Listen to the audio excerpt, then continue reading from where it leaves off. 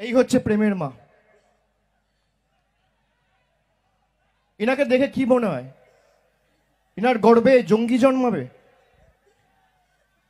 একজন রাজবংশী মহিলা। এই হচ্ছে প্রেমের বড় দাদা, 29 বছর বয়স, চাষ করে খায়। এই হচ্ছে প্রেমের বাবা শিবেন বাবু। সকালবেলা 7টার সময়, 6:30 7টার সময় মাঠে গেছিল ঘুরতে।